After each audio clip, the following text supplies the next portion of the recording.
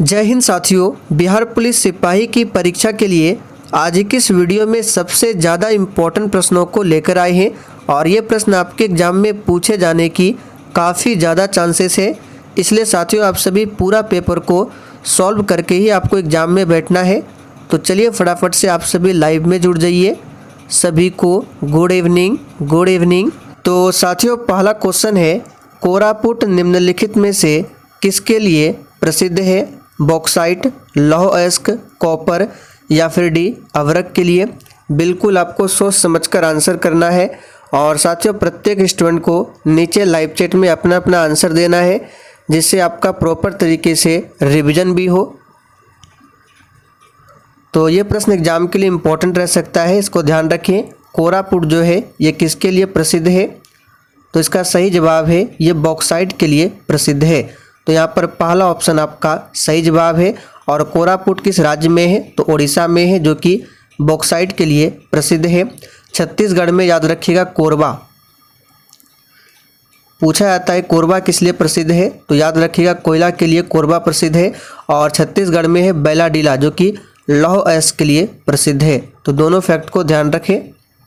चलिए आगे देखिए, पश्चिमी विक्षोभ भारत में प्रवेश करने से पहले किस समुद्र से नमी प्राप्त करता है? बिल्कुल टॉप लेवल का क्वेश्चन है और साथियों आपको एक भी प्रश्न को स्किप नहीं करना है। सारे प्रश्न आपके एग्जाम के लिए काफ़ी ज़्यादा इम्पोर्टेंट है। तो पश्चिमी विक्षोभ की बात करें, ये भारत में प्रवेश करने से पहले किस समुद्र से नमी प्राप्त करता है? तो याद रखिएगा भूमध्य सागर से। यहाँ पर दूसरा ऑप्शन आपका सही जवाब है, भूमध्य सागर से। देखिए पश्चिमी विक्षोभ की बात करें तो ये एक अत्यधिक उष्णकटिबंधीय तूफान है जो भूमध्य सागरीय क्षेत्र से उत्पन्न होता है। चलिए आगे देखिए, सादिकपुर सिनौली निम्नलिखित में से कहाँ पर है? चलिए तीसरे प्रश्न के लिए आंसर बताएंगे। और साथियों इससे पहले 2010 से लेकर अब तक बिहार पुलिस के एग्जाम में जितने भी बायोलॉजी के प्रश्न पूछे गए थे उनको हम लोगों ने कवर कर लिया है। जैसे कि आप सभी जानते हैं आपके बिहार पुलिस के एग्जाम में बायोलॉजी में ज़्यादा क्वेश्चन पादप जगत से पूछे जाते हैं। तो एग्ज़ाम से पहले आप लोग उस वीडियो को ज़रूर देख लें और उसके साथ ही जितने भी हिंदी के प्रश्न पूछे गए थे और पॉलिटी के उनको भी कवर कर लिया है। और कल हम लोग ज्योग्राफी के प्रश्नों को कवर करने वाले हैं जो कि 2010 से लेकर अब तक बिहार पुलिस के एग्ज़ाम में पूछा गया है। इसलिए आप सभी डेली क्लास को अटेंड कीजिए। क्लास का टाइमिंग है डेली रात 8 बजे से और एक क्लास है रात 8:30 बजे। तो यहाँ पर तीसरे प्रश्न का सही जवाब है ये उत्तर प्रदेश में है, सादिकपुर सिनौली। चलिए आगे बढ़ते हैं, यीस्ट का उपयोग सबसे ज़्यादा किसमें होता है? चलिए बहुत ही शानदार लेवल का क्वेश्चन है, यीस्ट का उपयोग सबसे ज़्यादा किसमें होता है? तो यहाँ पर चौथे प्रश्न का सही जवाब है इथाइल अल्कोहल। याद रखिएगा इथाइल अल्कोहल में यीस्ट का उपयोग सबसे ज़्यादा होता है। चलिए आगे देखिए, और यहाँ पे दही की बात करें तो दही में कौन सा अम्ल पाया जाता है? लैक्टिक अम्ल। तो ध्यान रखेंगे। और दूध से जो दही बनता है किसके कारण बनता है? तो जीवाणु के कारण। कौन सा जीवाणु है? तो लैक्टोबैसिलस जीवाणु के कारण दूध क्या होता है? दही में बनता है, यानी दही खट्टा होता है। चलिए आगे देखिए, जठर रस का पीएच मान क्या है? और देखिए अगर आपको किसी भी प्रश्न में थोड़ा भी डाउट होता है तो आप लोग तुरंत कमेंट करके पूछिए, आपके कमेंट का रिप्लाई 100% मिलेगा। तो यहाँ पे पीएच स्केल, तो पीएच स्केल की बात करें तो इसका खोज किसने किया था? तो सोरेनसन। यहाँ पे नाम लिख देते हैं, सोरेनसन नामक वैज्ञानिक ने पीएच स्केल का पता लगाया था। और पीएच स्केल में 0 से लेकर 14 तक नंबर होता है। और जिस विलयन का पीएच मान अगर 7 हो तो विलयन क्या होता है? उदासीन। और जिस विलयन का पीएच मान 7 से कम हो यानी 6, 5, 4, 3 वो अम्लीय होता है। और जिस विलयन का पीएच मान 7 से जितना ज़्यादा अधिक होता है वो उतना ही क्षारीय होता है। तो यहाँ पे जठर रस का पीएच मान बताना है तो ये लगभग में 2 से 5 के बीच में होता है। तो आंसर यहाँ पे क्या हो जाएगा आपका? 2 हो जाएगा, 5 नहीं आंसर करना है। तो ऑप्शन के अकॉर्डिंग आंसर बताना है। यहाँ पर पहला ऑप्शन आपका सही जवाब है। और ये प्रकृति में क्या होता है? जठर रस अम्लीय होता है। ऑटोमोबाइल से निकलने वाली निम्न में से कौन सी गैस सर्वाधिक जहरीली है? बिल्कुल इसी तरह के क्वेश्चन आपके एग्जाम में भी पूछे जाएंगे। चलिए 6 के लिए आंसर कीजिए। ऑटोमोबाइल से निकलने वाली निम्न में से कौन सी गैस सबसे अधिक जहरीली है? तो याद रखिएगा ये है कार्बन मोनोऑक्साइड यानी कि CO। तो पहला ऑप्शन आपका सही जवाब है। और देखिए NO2 और SO2 की बात करें तो इसी दोनों के कारण क्या होता है? अम्लीय वर्षा। तो यहाँ से प्रश्न बनता है कि अम्लीय वर्षा के लिए कौन सी गैस जिम्मेदार है? तो NO2 और SO2 नाइट्रोजन का ऑक्साइड और सल्फर का ऑक्साइड जिम्मेदार है किसके लिए? तो अम्लीय वर्षा के लिए। चलिए आगे देखिए, कोरबा कोयला खदान भारत के किस राज्य में स्थित है? चलिए अभी हमने आपको ऊपर बताया था, अगर आप लोग ध्यानपूर्वक सुनते हैं तो बिल्कुल आराम से आंसर कर सकते हैं। कोरबा कोयला खदान, कोरबा और बैलाडीला अभी हमने डिस्कस किया था। तो बैलाडीला जो है वो लौह अयस्क के लिए प्रसिद्ध है जो कि छत्तीसगढ़ में है, और कोरबा भी छत्तीसगढ़ में है। तो यहाँ पर दूसरा ऑप्शन आपका सही जवाब है, लेकिन कोरबा जो है ये कोयला खदान के लिए बहुत ही प्रसिद्ध है। निम्नलिखित में से कौन गैर नवीनीकरणीय पुनर्चक्रण स्रोत है? और देखिए साथियों, अगर आपको सेशन थोड़ा बहुत भी पसंद आ रहा है तो प्लीज़ आप सभी से रिक्वेस्ट है कि आप सभी सेशन को दिल से एक बार ज़रूर लाइक कर दीजिए। तो यहाँ पे गैर नवीनीकरणीय बताना है, तो यहाँ पर आंसर क्या हो जाएगा? सौर ऊर्जा। ये गैर नवीनीकरणीय ऊर्जा के स्रोत है। बाकी पेट्रोलियम, लोहा, जंगल ये सभी क्या है? तो नवीकरणीय ऊर्जा के स्रोत है, यानी नवीकरणीय पुनर्चक्रण का स्रोत है पेट्रोलियम, लोहा और जंगल, जबकि सौर ऊर्जा ये गैर नवीकरणीय पुनर्चक्रण का स्रोत है। बेकिंग सोडा का रासायनिक सूत्र क्या होता है? तो यहाँ पर आपको इसी दोनों में बताना है, क्योंकि इसी दोनों में कोई एक आंसर होगा। तो बेकिंग सोडा, जिसको बोलचाल की भाषा में खाने वाला सोडा कहा जाता है, और इसका रासायनिक नाम होता है बेकिंग सोडा का सोडियम बाइकार्बोनेट, और फॉर्मूला होता है NaHCO3। ये क्या है? सोडियम बाइकार्बोनेट यानी खाने वाला सोडा। एक पूछा जाता है धोने वाला सोडा, जिसका सूत्र होता है Na2CO3 × 10H2O। ये क्या है?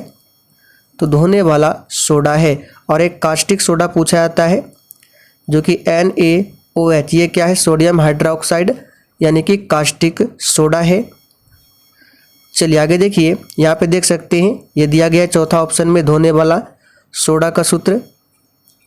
निम्नलिखित में से कौन नदी द्वारा बनाई गई एक निक्षेपी भू आकृति है? चलिए 10 के लिए आंसर कीजिए। इनमें से कौन नदी द्वारा बनाई गई एक निक्षेपी भू आकृति है? तो याद रखिएगा ये है जलोढ़ पंख। यहाँ पर दूसरा ऑप्शन आपका सही जवाब है। नदी के निक्षेप द्वारा निर्मित स्थलाकृति को ही जलोढ़ पंख कहा जाता है। इंडियन सोशल कॉन्फ्रेंस की स्थापना कब हुई थी? चलिए 11 के लिए आंसर कीजिए फटाफट से। इंडियन सोशल कॉन्फ्रेंस की स्थापना कब हुई थी? तो यहाँ पर 11वें प्रश्न का सही जवाब है 1887 में। देखिए इंडियन सोशल कॉन्फ्रेंस की स्थापना जो है MG रनाडे और रघुनाथ राव ने 1887 में कहाँ पर किया था? तो मद्रास में किया था। 1885 में क्या हुआ था? तो भारतीय राष्ट्रीय कांग्रेस की स्थापना हुई थी लॉर्ड डफरिन के समय में। और स्थापना किसने किया था? तो A.O. ह्यूम ने। सभी डेट को ध्यान रखिए 1885 और 87। निम्नलिखित में से मगध साम्राज्य का कौन सा शहर गंगा, सोन और गंडक के संगम पर बसा है? चलिए और साथियों, सेशन के लास्ट में आपको कमेंट करके अपना अपना स्कोर जरूर बताना है कि आपने कितने प्रश्नों के सही सही आंसर दिए हैं। तो देखिए यहाँ पर आंसर आपका हो जाएगा पाटलिपुत्र। और पाटलिपुत्र की बात करें तो इसकी स्थापना किसने किया था? तो मगध महाजनपद के राजा उदयन ने पाटलिपुत्र की स्थापना की थी। भूपर्पटी में सर्वाधिक पाया जाने वाला खनिज कौन सा है? चलिए आंसर बताएंगे। यहाँ पे देखिए खनिज पूछा गया है और आपको यहाँ पर आंसर भी करना होगा ऑप्शन के अकॉर्डिंग। तो देखिए भूपर्पटी में पाया जाने वाला सर्वाधिक खनिज पूछे तो ये क्वार्ट्ज है। यहाँ पर तीसरा ऑप्शन आपका सही जवाब है। हालांकि ऑक्सीजन भूपर्पटी में पाया जाने वाला सबसे प्रचुर तत्व है, लेकिन ऑप्शन में ऑक्सीजन नहीं दिया हुआ है। यहाँ पे पूछा गया खनिज, तो आंसर क्या हो जाएगा? क्वार्ट्ज, याद रखिएगा। चलिए आगे देखिए, बारामूला किस नदी के किनारे स्थित है? और देखिए भूपर्पटी पर अगर पूछे सबसे अधिक धातु कौन सी है तो एल्युमिनियम। तो तीनों ध्यान रखना है, तत्व में हो जाएगा आपका ऑक्सीजन, खनिज में हो जाएगा क्वार्ट्ज और धातु में एल्युमिनियम। तो बारामूला की बात करें, ये किस नदी के किनारे बसा हुआ है? तो ये झेलम नदी के किनारे बसा हुआ है। तो यहाँ पर पहला ऑप्शन आपका सही जवाब है, झेलम नदी। जंग का रासायनिक नाम क्या है?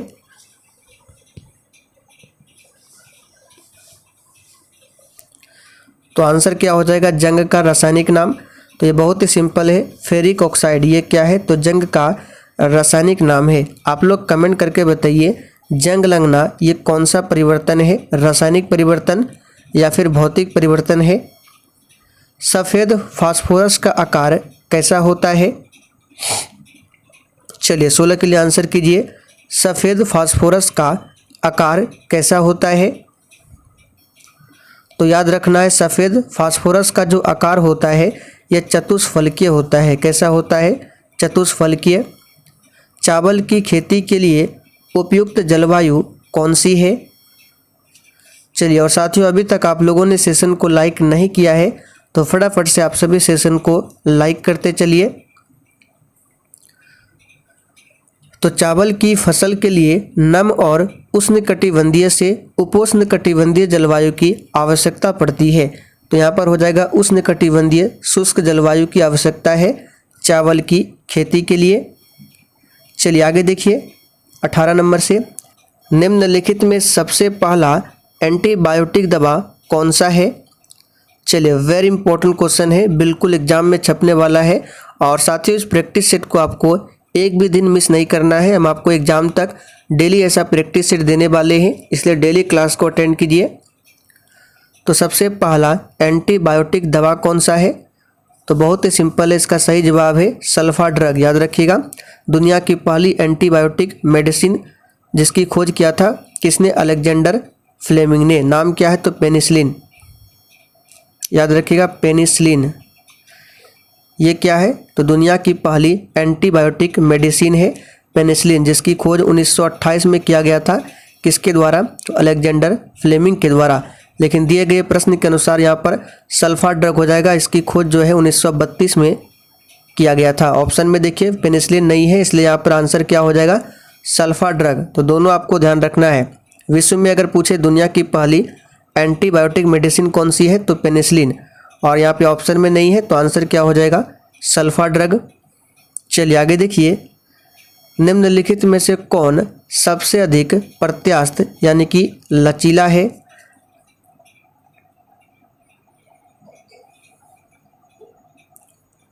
तो यहाँ पर आंसर क्या हो जाएगा? 19 का। अब देखिए यहाँ पर कुछ बच्चे रबड़ बताएंगे। देखिए रबड़ जो है अधिक दबाव अगर इस पर डालेंगे तो ये क्या होता है? जल्दी टूट जाता है।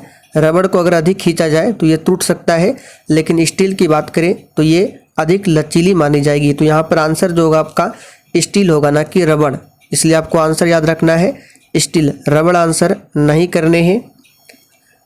निम्नलिखित में से किसकी तरंगदैर्घ्य सबसे कम है? चलिए आंसर कीजिए फटाफट से।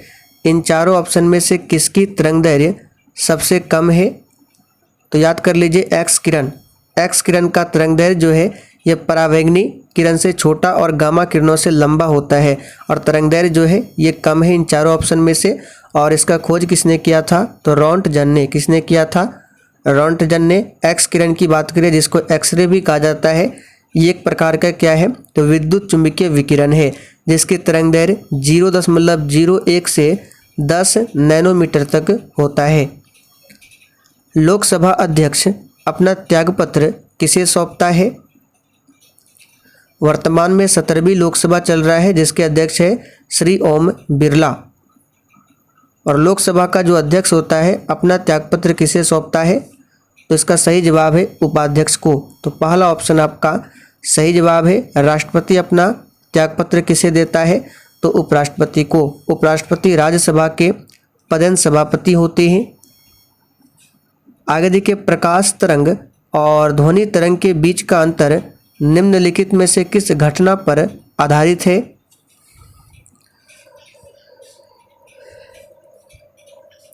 तो साथियों, प्रकाश तरंग और ध्वनि तरंग के बीच का जो अंतर है ये किस घटना पर आधारित है? तो ध्रुवीकरण। यहाँ पर दूसरा ऑप्शन आपका सही जवाब है, ध्रुवीकरण। निम्नलिखित में से किस शिलालेख में अशोक के नाम का उल्लेख मिलता है?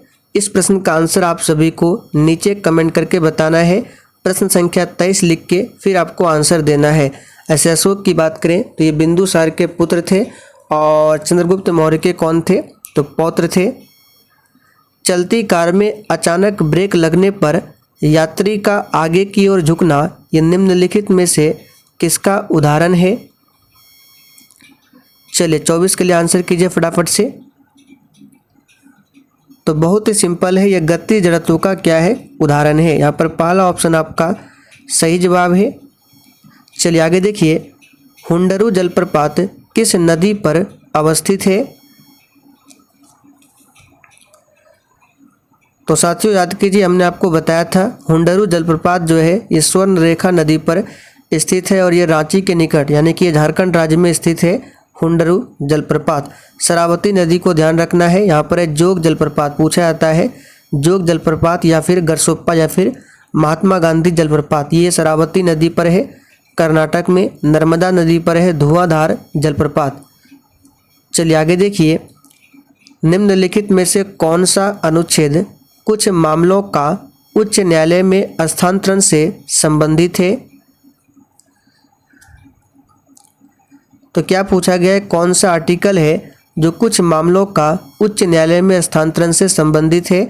तो इसका आंसर हो जाएगा अनुच्छेद 228। अनुच्छेद 228 कुछ मामलों को उच्च न्यायालय में हस्तांतरित करने से संबंधित है, याद रखिएगा।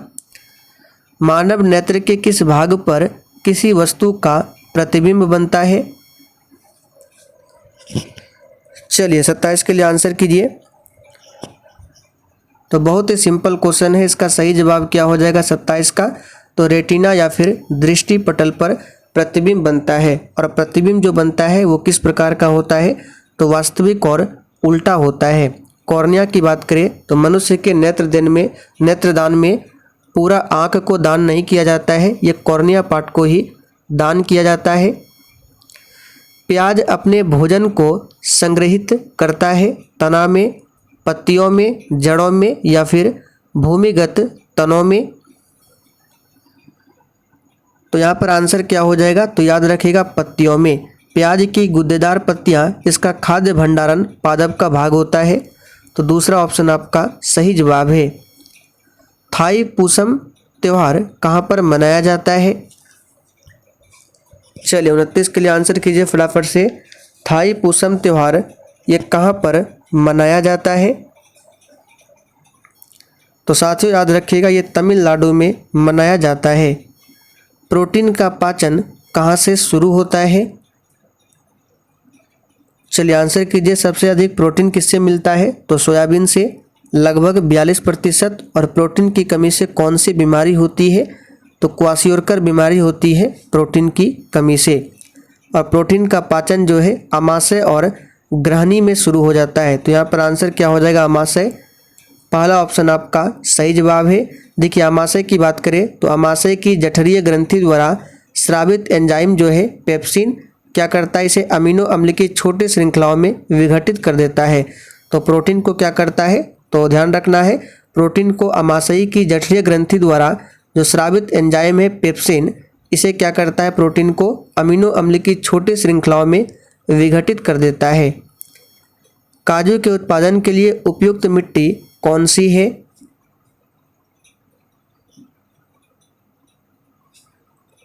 तो काजू उगाने के लिए लाल लेटराइट मृदा सबसे उपयुक्त होती है। तो यहाँ पर आंसर क्या हो जाएगा 31 का? लेटराइट मिट्टी। तीसरा ऑप्शन आपका सही जवाब है। लेटराइट मृदा में आयरन और एल्युमिनियम की मात्रा अधिक होती है? कांवर ताल झील कहाँ पर है? तो बहुत ही सिंपल है, हमने आपको बताया था बिहार स्पेशल में। तो कांवर ताल झील जो है ये बिहार में है। तो यहाँ पर दूसरा ऑप्शन आपका सही जवाब है, बिहार के बेगूसराय जिला में है। तत्कार किस नृत्य का रूप है? तो साथियों तत्कार जो है कथक नृत्य का एक रूप है। तो यहाँ पर आंसर क्या हो जाएगा 33 का कथक। याद रखिएगा, कथक की बात करें तो ये उत्तर भारत या फिर उत्तर प्रदेश का क्या है, नृत्य है। कथकली और मोहिनीअट्टम केरल का शास्त्रीय नृत्य है। यक्षगान कर्नाटक का नृत्य है। भरतनाट्यम तमिलनाडु का शास्त्रीय नृत्य है। वर्तमान में भारत में टोटल 8 शास्त्रीय नृत्य है। भारत छोड़ो आंदोलन जो कि 1942 में हुआ था, इसके समय जेल में भागकर किसने भूमिगत होकर लड़ाई लड़ी? जेल से भागकर होगा, जेल में नहीं। चलिए सभी ऑप्शन को देख लीजिए। यहाँ पे जयप्रकाश नारायण और श्री कृष्णा सिन्हा, इसी दोनों में से कोई एक आंसर होगा। तो याद रखिएगा जयप्रकाश नारायण जेल से भाग निकले थे। जयप्रकाश नारायण की बात करें तो ध्यान रखना है लोक नायक की उपाधि दी गई है और इन्होंने ही संपूर्ण क्रांति का नारा दिया था। चलिए आगे देखते हैं 35 नंबर से। यूनिसेफ का मुख्यालय कहाँ पर है?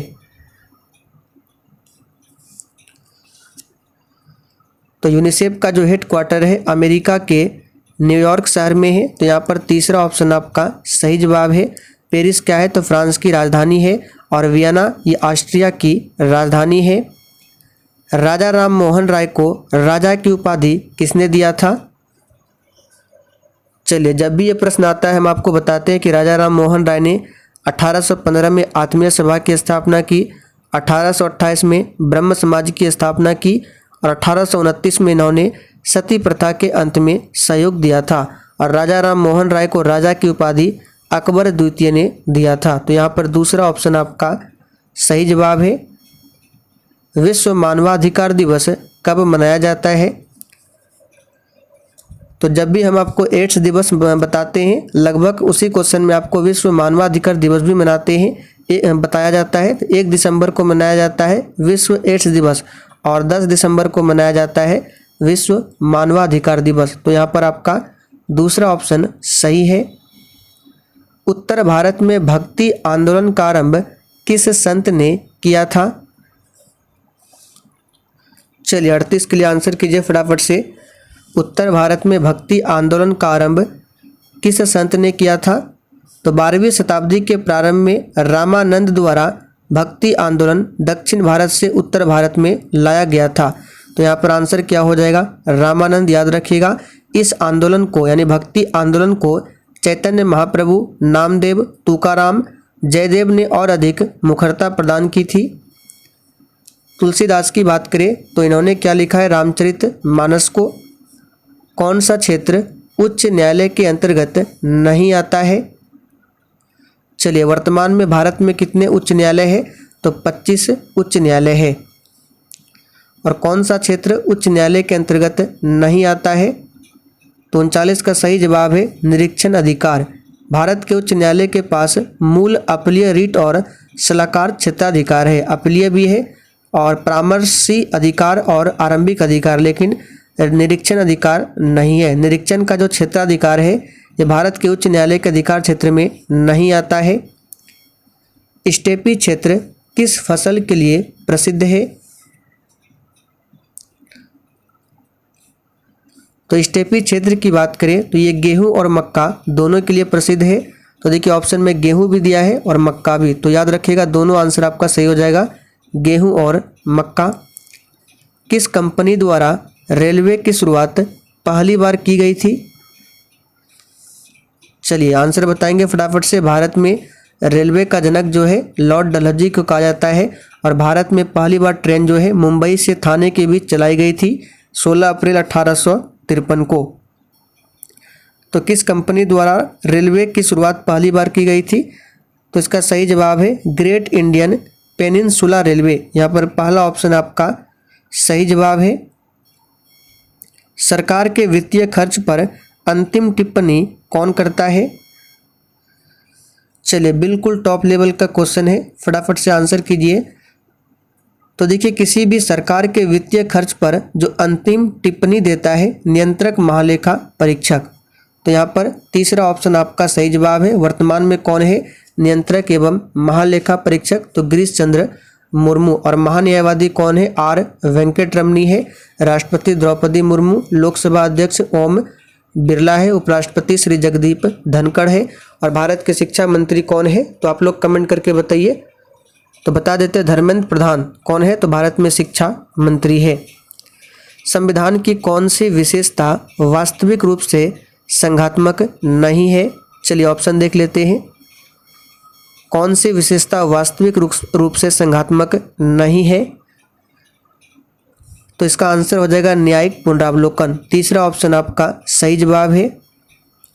चलिए आगे देखिए, किस संविधान संशोधन के तहत राष्ट्रपति को मंत्रिमंडल की राय को मानने के लिए बाध्य किया गया? चलिए बहुत ही शानदार क्वेश्चन है।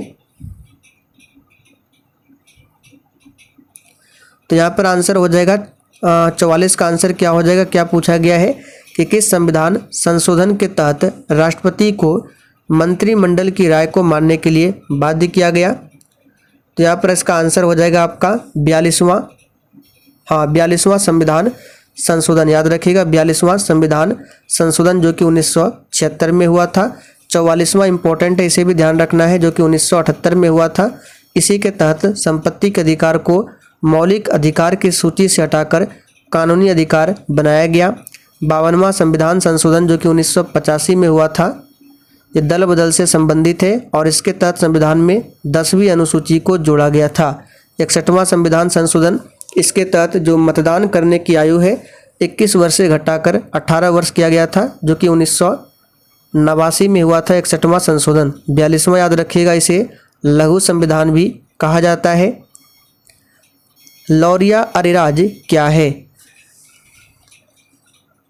तो लौरिया अरेराज कहीं कहीं आपको इस तरह से मिलेगा। तो ये क्या है? तो याद रखिएगा स्तंभ लेख है। चलिए आगे बढ़ते हैं। कैंसर कोशिका के परीक्षण को क्या कहा जाता है? चलिए आंसर बताएंगे फटाफट से। तो 46 का यहाँ पर आंसर हो जाएगा बायोप्सी। पहला ऑप्शन आपका सही जवाब है। क्या हो जाएगा? बायोप्सी। जिस प्रकार टाइफाइड की जांच के लिए कौन सा टेस्ट होता है? तो टाइफाइड की जांच के लिए होता है विडाल टेस्ट और एड्स के लिए होता है एलिसा टेस्ट। उसी प्रकार से कैंसर कोशिका के परीक्षण के लिए बायोप्सी होता है। भूमध्य रेखा से ध्रुवों की ओर जाने पर छोटी जी अर्थात गुरुत्वीय त्वरण का मान क्या होता है? तो इसके बारे में हमने आपको बहुत बार बताया है कि छोटी जी का मान देखिए सबसे अधिक होता है ध्रुव पर, यानी कि पोल पर। पोल पर छोटी जी का मान क्या होता है? मैक्सिमम होता है। और विषुवत रेखा पर छोटी जी का मान क्या होता है? यानी भूमध्य रेखा पर छोटी जी का मान वो मिनिमम होता है, मिनिमम। तो यहाँ पे क्या पूछा गया है कि भूमध्य रेखा से ध्रुवों की ओर जाने पर, तो भूमध्य रेखा से इधर जाएंगे तो क्या होगा? तो पोल पर मैक्सिमम होता है और भूमध्य रेखा पर मिनिमम।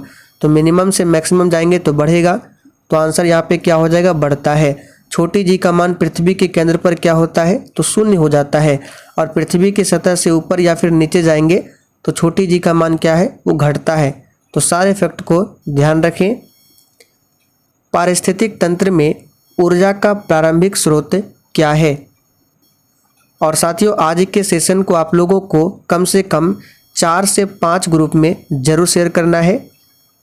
चलिए 48 के लिए आंसर कीजिए। हम आपके लिए बहुत ही मेहनत करते हैं, इसलिए आप सभी से रिक्वेस्ट है कि आप सभी आज के सेशन को 4 से 5 ग्रुपों में जरूर शेयर करना है।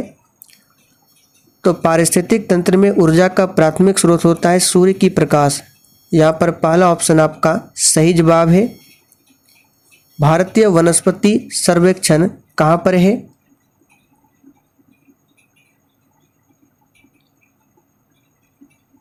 तो यहाँ पर आंसर क्या हो जाएगा? तो याद रखिएगा भारतीय वनस्पति संरक्षण जो है सर्वेक्षण, ये कहाँ पर है? तो 49 का सही जवाब है। ये कोलकाता में स्थित है, याद रखिएगा। पोंग बांध भारत के किस राज्य में स्थित है? चलिए एक राष्ट्रीय अभयारण्य आपको यहाँ से बता देते हैं जो कि एग्जाम में पूछा जा सकता है। बिहार दरोगा के एग्जाम में भी पूछा गया है और बिहार पुलिस के एग्जाम में भी पूछा गया है। तो बुक्सा नेशनल पार्क हमने आपको शायद बताया था, इसके याद कर लीजिए, ये पश्चिम बंगाल में है बुक्सा नेशनल पार्क। तो पोंग बांध भारत के किस राज्य में है? तो याद रखिएगा ये हिमाचल प्रदेश में है। भारत के संविधान की 8वीं अनुसूची में कितनी भाषाओं को सम्मिलित किया गया है?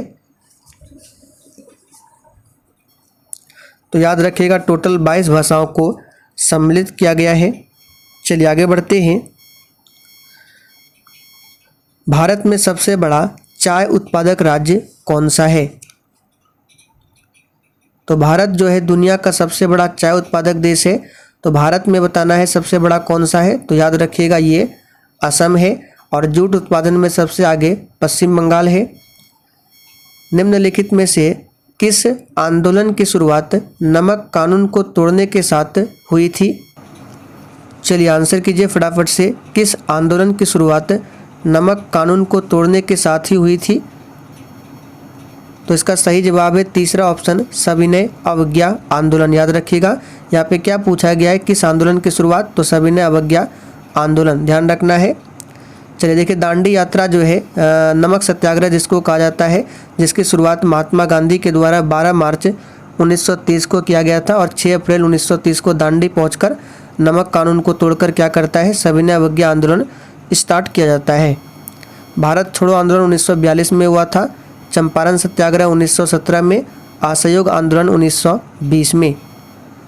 वृहद ट्रंक मार्ग निम्न में से किससे संबंधित है?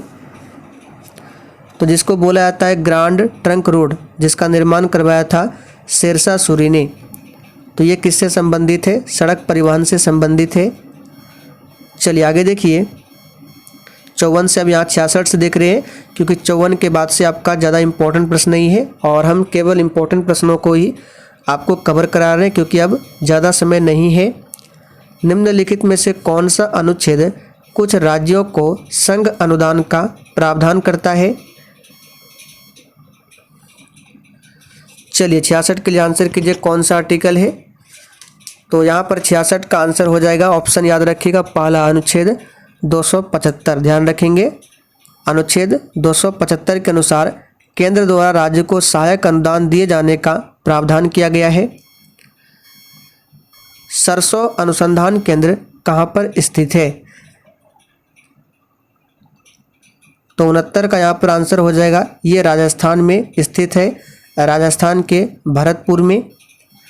प्रथम भारतीय पूरा पाषाण कलाकृति कहाँ से प्राप्त हुआ है? तो साथियों प्रथम भारतीय पूरा पाषाण कलाकृति जो है ये कहाँ से प्राप्त हुआ है? तो याद रखिएगा आदि चलनूर, यहाँ पर तीसरा ऑप्शन आपका सही है। किसी दल को विपक्षी दल का दर्जा प्राप्त करने के लिए कम से कम कितना प्रतिशत सीट प्राप्त होना चाहिए? तो देखिए किसी पार्टी के नेता को विपक्ष का नेता घोषित करने के लिए उसके पास सदन की न्यूनतम 10% सीटें होनी चाहिए। नवपाषाण कालीन गड्ढे आवासों के अवशेष कहाँ पाए गए हैं? तो ये पाए गए कहाँ पे? कश्मीर में बुर्ज होम नामक स्थान में गर्ता आवास मिले हैं। तो सही जवाब है पहला ऑप्शन जम्मू कश्मीर। कोई मामला अवशिष्ट शक्तियों के अंतर्गत आता है या नहीं, यह तय करने का अंतिम अधिकार किसके पास होता है? तो ये किसके पास होगा? तो सुप्रीम कोर्ट के पास होगा, यानी सर्वोच्च न्यायालय। चौथा ऑप्शन आपका सही जवाब है, याद रखिएगा 73 का। चलिए आगे बढ़ते हैं। लोक लेखा समिति में लोकसभा में कितने सदस्य होते हैं?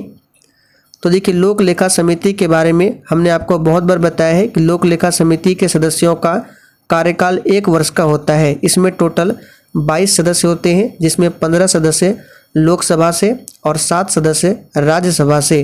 तो लोकसभा में पूछा गया है तो आंसर क्या हो जाएगा? 15 सदस्य। 22 आपको आंसर नहीं करना है, कुल सदस्य पूछे तो आपको आंसर करना होगा 22 सदस्य, ध्यान रखना है। चलिए और प्राक्कलन समिति की बात करें तो उसमें टोटल 30 सदस्य होते हैं और 30 सदस्य लोकसभा से ही होते हैं प्राक्कलन समिति में। तुर्कान ए चहलगानी को किसने समाप्त किया था? तो तुर्कान ए चहलगानी को शुरुआत किया था किसने? तो गुलाम वंश का जो तीसरा शासक था इल्तुतमिश, उसने क्या किया था? चालू किया था और समाप्त किया था बलबन ने। तो दूसरा ऑप्शन आपका सही जवाब है। अब आप लोग कहेंगे गुलाम वंश का इल्तुतमिश तीसरा शासक कैसे हुआ? तो गुलाम वंश का पहला शासक कुतुबुद्दीन ऐबक, जिसकी मृत्यु 1210 में पोलो खेलते समय घोड़े से गिरकर हुई थी। उसके बाद इसका उत्तराधिकारी आता है आराम शाह, लेकिन आराम शाह अयोग्य शासक था, जिसके कारण इसकी हत्या कर दी थी इल्तुतमिश ने। तो देख लीजिए, पहला आता है कुतुबुद्दीन ऐबक, दूसरा आराम शाह और तीसरे नंबर पर इल्तुतमिश। तो चलिए साथियों, आज के लिए इतना ही। आज हमने आपके एग्जाम के लिए काफ़ी ज़्यादा इंपॉर्टेंट प्रश्नों को कवर किया। तो आप लोग फटाफट से कमेंट करके बताइए कि आपने कितने प्रश्नों के सही सही आंसर किए हैं। और साथियों, सेशन पसंद आया हो तो जाते जाते आप सभी सेशन को लाइक करके और सेशन को शेयर करना ना भूलें।